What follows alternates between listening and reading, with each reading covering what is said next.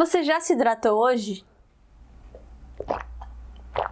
Se eu e você estamos vivos e nos observando, é porque eu e você vivemos em um planeta que contém o ingrediente principal de todas as receitas: água.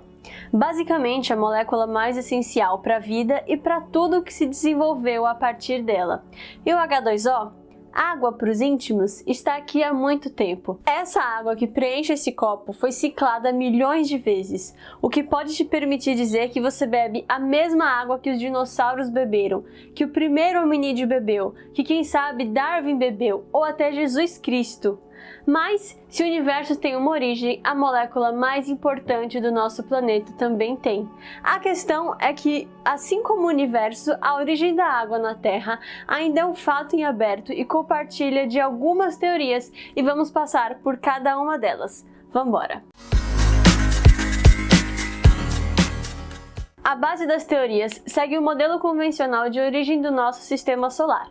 Um aglomerado de gás e poeira cósmica, onde parte da matéria se concentrou no centro e a nuvem remanescente de poeira formou um disco orbitando essa estrela, e logo depois se fragmentou para a formação dos protoplanetas que hoje compõem os astros do nosso sistema solar. Segundo a principal teoria, a região onde a Terra se formou era mais próxima ao Sol e muito quente, impedindo que a água se condensasse. Logo, as regiões mais ricas em água estavam mais distantes do Sol, próximas a Júpiter. Logo, a Terra teria se formado seca e a água veio de formas indiretas, sendo o maior candidato a ter trazido a água para cá os asteroides condritos carbonáceos, que são meteoritos que datam da formação do sistema solar e são ricos em carbono e água. Até então, o mistério parece resolvido, mas esses asteroides falharam no teste de impressão digital. Para se ter certeza de que a água na Terra é igual a nos asteroides condritos carbonáceos, os cientistas comparam isótopos. Isótopos são átomos de um mesmo elemento que possuem o mesmo número de elétrons e prótons, mas podem ter diferentes números de nêutrons. É comparando isótopos que sabemos há quanto tempo dinossauros viveram na Terra, a idade do planeta e como era o clima no passado. Para o caso da água, faz-se uma relação entre isótopos de hidrogênio, o deutério, que é o hidrogênio com um nêutron, e o hidrogênio normal, que não possui nêutrons.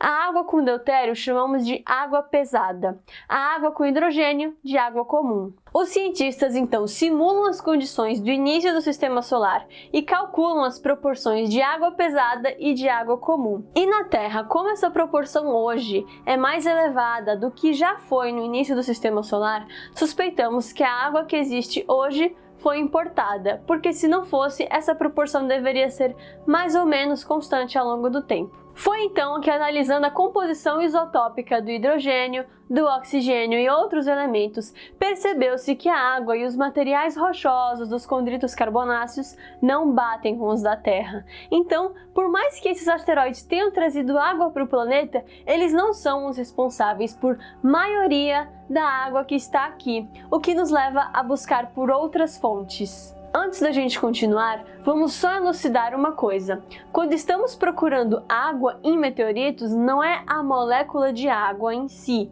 como acontece com os cometas que carregam água em forma de gelo. Nos meteoritos, nós buscamos o hidrogênio e o oxigênio dentro dos minerais.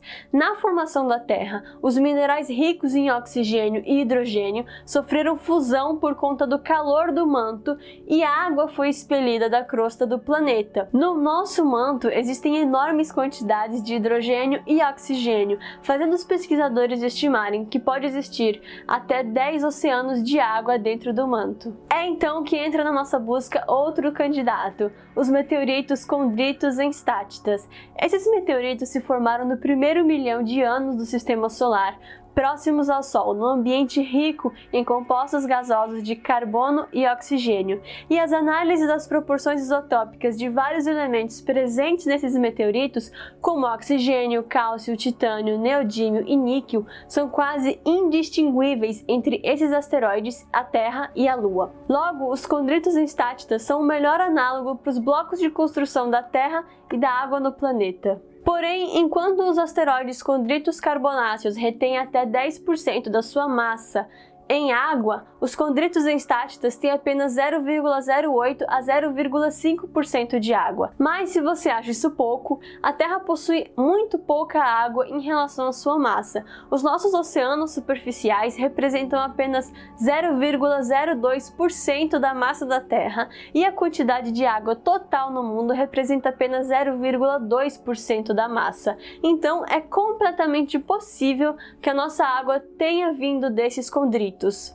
E esses meteoritos instáticos encontrados aqui são as únicas amostras de condritos instáticos primordiais que se formaram perto do Sol.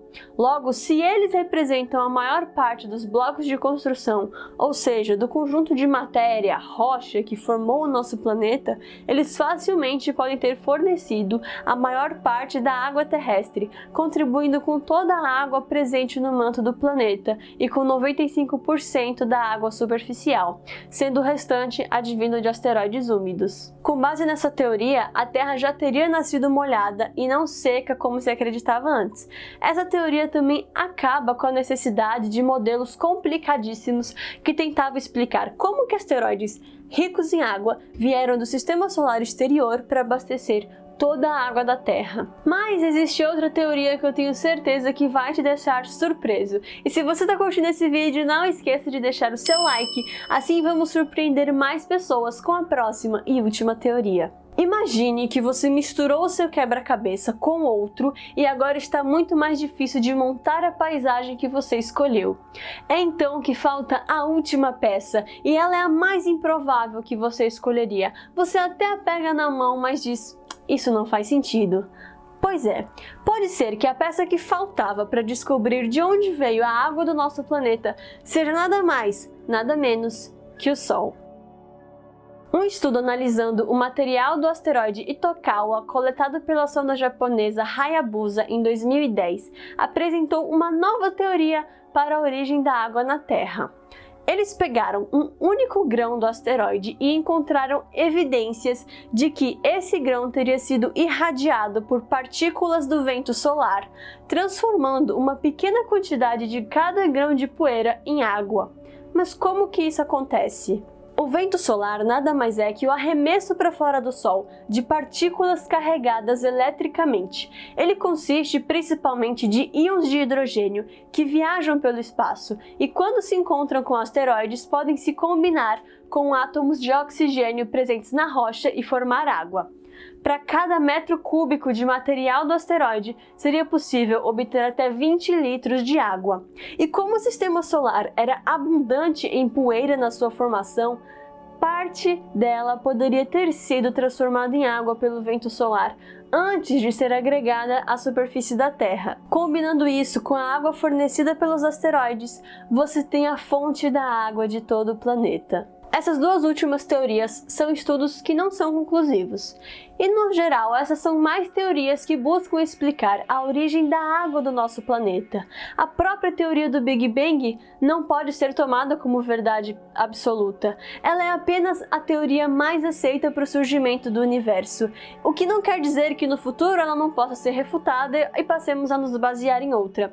A questão aqui é que, quando se trata do passado, é muito difícil afirmar uma certeza. As próprias representações que temos dos dinossauros podem não ser completamente fiéis, pois nos baseamos nos vestígios que foram conservados do passado. Agora, deixando de lado a minha fixação por dinossauros nesse vídeo, a ciência não trabalha com nada absoluto. Isso cabe à fé.